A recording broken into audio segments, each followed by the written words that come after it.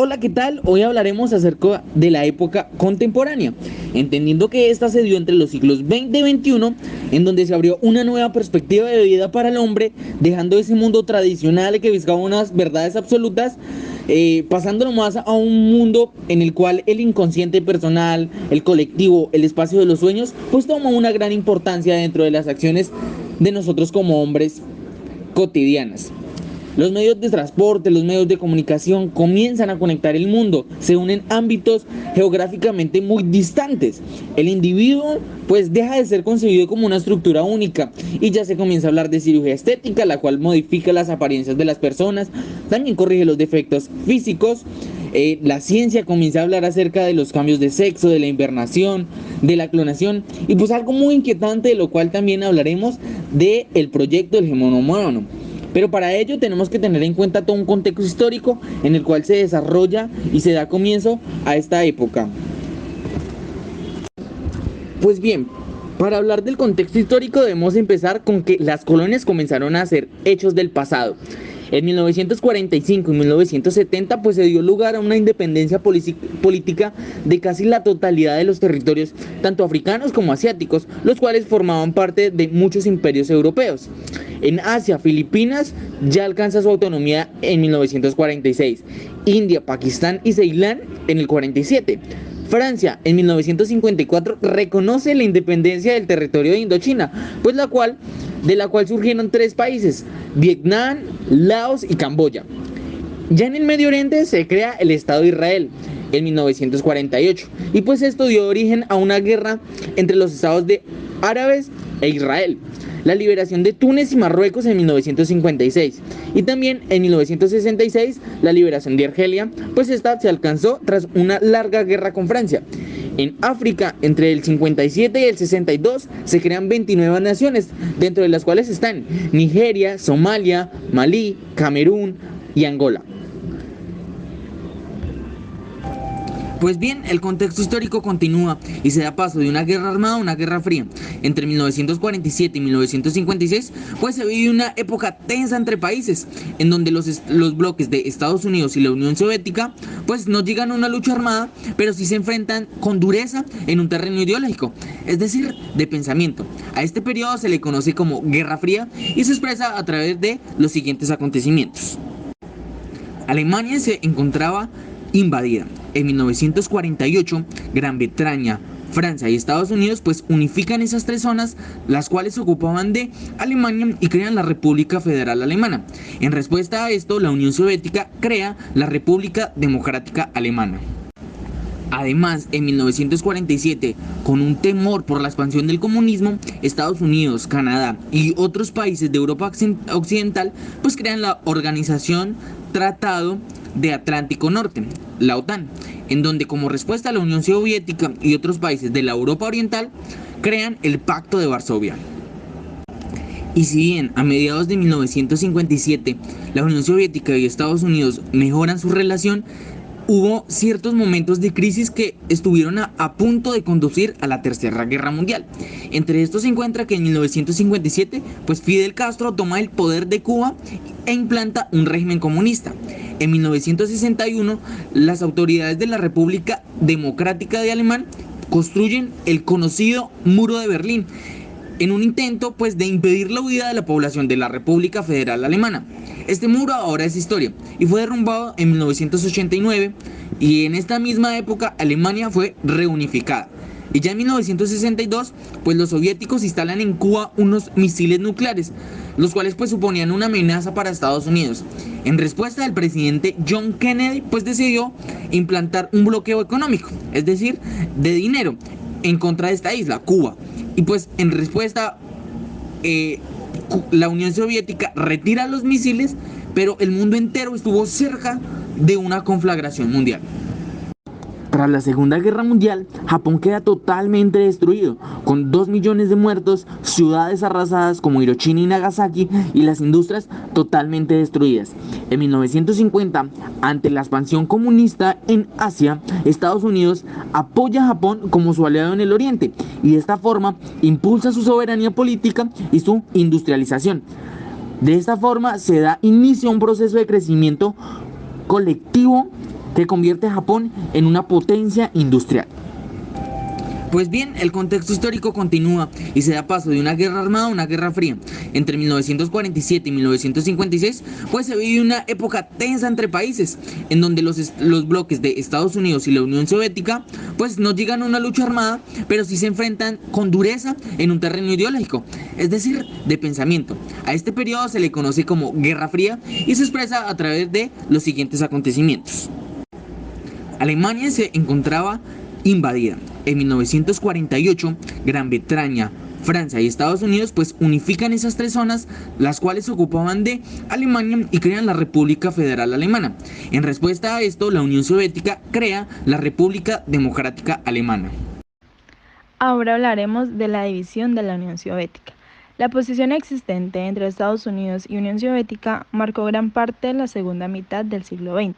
La Unión Soviética, que se caracterizó por su régimen socialista, fue un Estado federal plurinacional formado por pueblos europeos y asiáticos en el territorio del antiguo Imperio Ruso, que surgió después de la Revolución Rusa en 1917. La revolución de los sistemas informáticos. En 1946 se construyó el primer computador. Desde entonces, los computadores se han convertido en sistemas que almacenan, procesan y transmiten información, sistemas informáticos. En la actualidad, permite procesar millones de datos a gran velocidad. La realidad de un nuevo milenio. El siglo XX ha introducido al hombre del siglo XXI en la era de la simulación a través de una técnica que propone mundos virtuales, mundos posibles creados por la magia de la palabra y de la imagen. La presencia de los medios en la literatura. La presencia de los medios de comunicación masiva es una de las características de la literatura contemporánea. Esta presencia puede manifestarse de distintas formas. La primera es: la televisión permite vivir la vida de otros y al mismo tiempo desgajarnos de nuestra propia vida. La radio y la televisión combinan distintos discursos que aparecen en los textos literarios, la repetición y fragmentación como estrategias de comunicación adaptadas a las nuevas estructuras narrativas.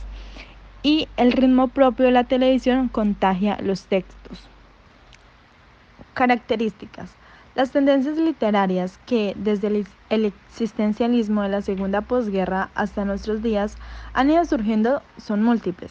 Sin embargo, por debajo de las diferentes modas literarias, se pueden descubrir algunos elementos que permanecen y que sirven para comprender la situación actual.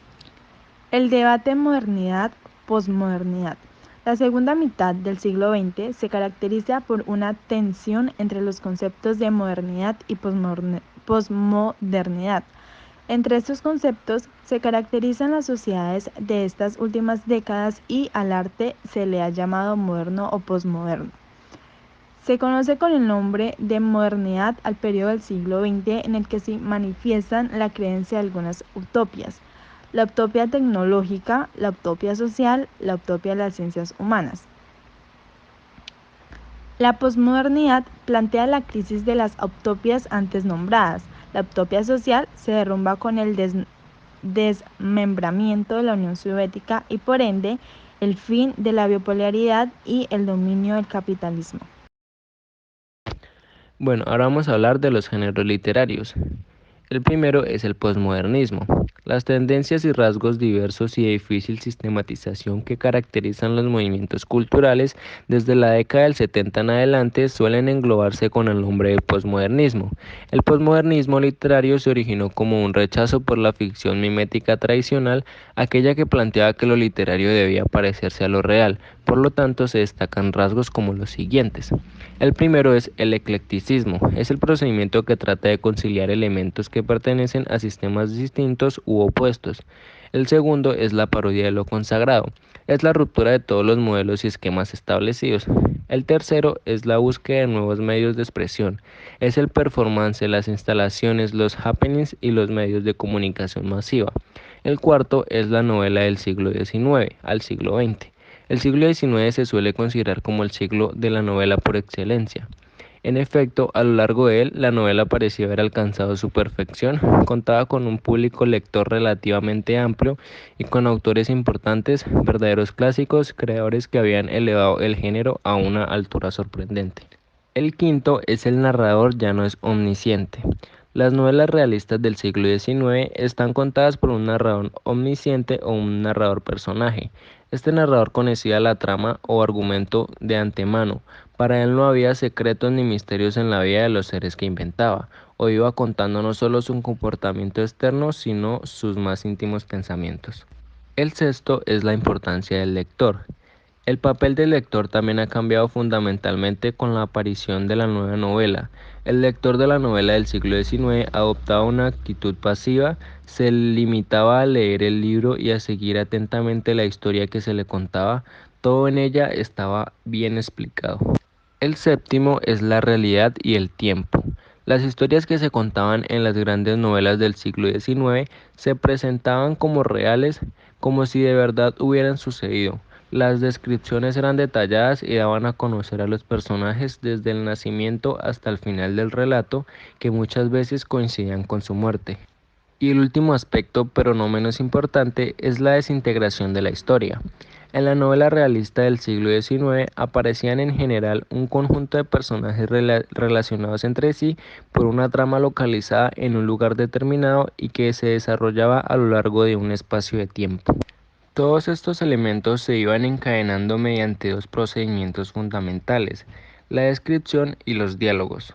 La novela en nuestros días es el panorama de la narrativa occidental. En el pasado inmediato y en el presente se caracteriza por una maduración y consolidación de las innovaciones técnicas, así como una proliferación de autores y títulos debido a la necesidad de satisfacer la demanda de la industria editorial y el mercado del libro. La poesía contemporánea de los siglos XX y XXI, al igual que la novela, se caracteriza por la ruptura con las reglas a las que estaba sometida en épocas anteriores. Desaparecen casi totalmente las formas métricas tradicionales, aunque en ocasiones se vuelva a ellas, se rechaza el antiguo concepto de rima y se sustituye por el ritmo interior del poema, es decir, por el logro de ciertos efectos musicales a través de la construcción de las frases. Los orígenes del teatro actual se encuentran en los dramas naturalistas de finales del siglo XIX. El naturalismo fue un movimiento de rechazo hacia el teatro tradicional y gracias a él entraron en los escenarios personajes del mundo del trabajo, de los barrios más míseros, al tiempo que se introducían unos diálogos inspirados en la lengua hablada. En el lenguaje coloquial, su objetivo era representar la realidad en sus aspectos más crudos y desagradables. El teatro en la actualidad, tras 1945, la renovación del género continuó la Segunda Guerra Mundial, estimuló la búsqueda de nuevas formas teatrales que pudieran expresar todas las sensaciones de la angustia y la desesperación del hombre, y el teatro de la crueldad pretende que el espectador sea consciente de la violencia que domina las fuerzas naturales de su propio interior. Encontrar a Paul Auster, que nació en el año de 1947. Con su frase, una narración son todas las narraciones. Escribió narraciones como El Palacio de la Luna, Benjamin Sage en Leviatán, titulada El Nuevo Celoso, y su texto elegido, El Cuento de Navidad de Augie Green. Esta es la historia central que enmarca una mayor participación de todos los protagonistas y cuentan y repiten historias que se conectan unas entre otras. También podemos encontrar al italiano Antonio Tabucchi, que nació en el año 1947. Este fue un arquitecto y escritor italiano, el cual escribió su obra llamada Arquitecto y Aviador. También podemos encontrar algunos de sus libros más importantes, como lo son Los tres últimos días de Fernando Peosa y Sueños de Sueños. Igualmente podemos encontrar a José Samargo, que nació en Portugal en el año 1922, el cual en 1947 publicó su primera novela llamada Tierra de Pecado. Y en el año de 1998 fue galardonado con el Premio Nobel de Literatura gracias a sus obras como Memorial del Convento y su ensayo sobre la ceguera. Podemos encontrar también a Carson McCullers, nacido en Colombia en el año de 1927 y murió en el año de 1967. Escritor norteamericano, novelista. Algunas de sus obras que podemos encontrar es El corazón de un cazador solitario y también sus novelas que son El reflejo de un ojo dorado y La balada del café triste.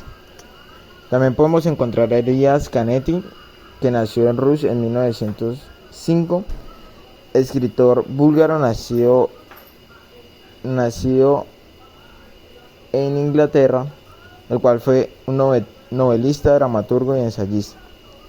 En el año de 1938 se trasladó a Inglaterra y en el año de 1935 escribió Auto de Fe, un libro del cual relata la muerte de un esposo. También fue galardonado con el Premio Nobel de Literatura en el año de 1981.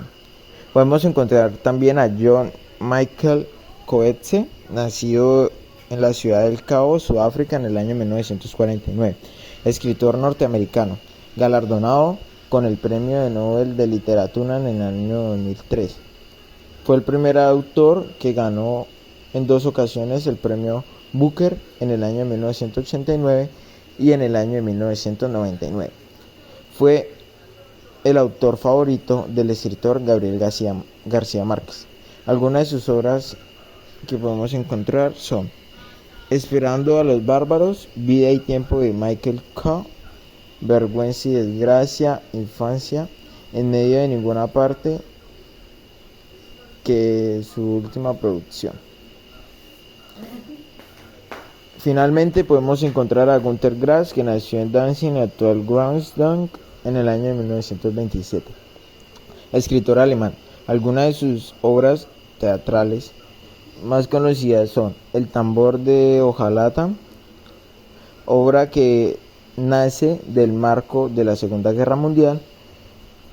También podemos encontrar algunos de sus análogos como El gato y el ratón, Los plebeyos ensayan la rebelión y Anestesia local, y fue galardonado igualmente por el Premio Nobel de Literatura en el año 1999.